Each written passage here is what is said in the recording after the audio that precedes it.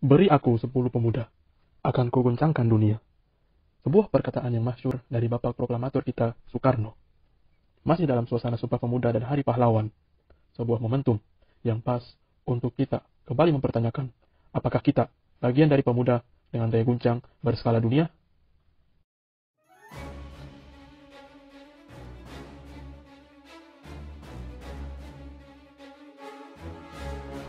Pemuda dan kepahlawanan, dua hal yang penting dalam sejarah pergerakan dan perjuangan Indonesia.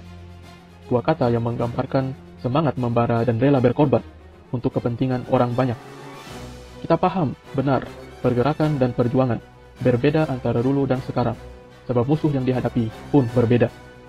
Kemiskinan, korupsi, globalisasi, dan pendidikan dan teknologi adalah sebagian dari musuh dan tantangan yang harus kita hadapi untuk mencapai Indonesia maju, dan disinilah arah pergerakan dan perjuangan kita sekarang.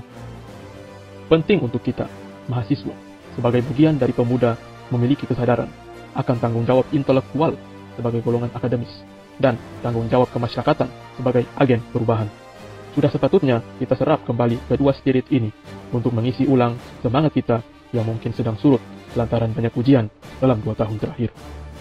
Sudah kenyang kita mendengar cap untuk generasi kita yang disebut-sebut generasi yang hilang. 2 tahun sudah cukup membuat kita beradaptasi dengan sistem tatanan normal baru yang serba digital. Pesan-pesan optimisme harus terus disebarkan. Kita bukanlah generasi yang hilang, melainkan generasi yang paling siap untuk perubahan. Era serba digital saat ini menuntut ilmu di Fasilkom merupakan sebuah keistimewaan, melihat kebutuhan SDM digital dan perkembangan teknologi informasi ke depannya. Ruang kontribusi begitu banyak dan luas dengan fondasi kemampuan yang kita miliki. Sebut big data, artificial intelligence, cyber security, robotics, hanyalah segelintir dari banyaknya ruang kontribusi untuk kita ke depannya. Besarnya harapan untuk kita hendaknya jangan dijadikan sebagai beban, melainkan sebagai lecutan. Lecutan yang mendorong perubahan, yang melahirkan dan mewujudkan mimpi-mimpi besar untuk bangsa. Toh, kalaupun kita pandang sebagai beban bisa kita bagi-bagi. Ingat selalu pepatah leluhur, berat sama dipikul, ringan sama dijinjing. Kita semua paham benar bahwa saat ini adalah era yang mengedepankan kolaborasi, bukan berkompetisi. Keberhasilan, bonus demografi ada di tangan kita, generasi penerus. Kita yang menentukan akan menjadi konsumen atau produsen, memproduksi atau terus disuapi orang lain.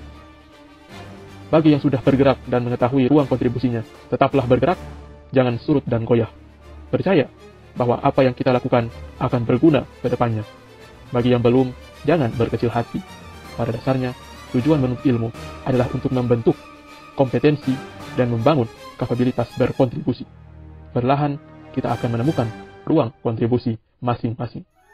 Dan jangan lupa kawan, kita semua memiliki koridor tempat kita berjalan agar tidak tersesat, yakni koridor agama.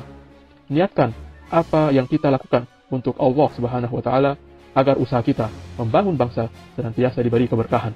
Niatkan apa yang kita lakukan sebagai bentuk fastabiqul khairat. Allah Subhanahu wa Ta'ala berfirman dalam Quran surah Al-Baqarah ayat 148. Dan setiap umat mempunyai kiblat yang dia menghadap kepadanya. Maka berlomba-lombalah kamu dalam kebaikan. Di mana saja kamu berada, pasti Allah akan mengumpulkan kamu semuanya pada hari kiamat. Sungguh, Allah Maha Kuasa atas segala sesuatu. Jadi kawan, mari terus membentuk kepekaran sebagai mahasiswa Fasilkom sambil meluaskan wawasan sesuai minat masing-masing. Niatkan yang kita lakukan untuk kebaikan umat. Insya Allah, sekecil apapun usaha kita akan diberi keberkahan. Mari kita mulai usaha kita meneladani kepahlawanan dengan bertindak sesuai kapasitas diri.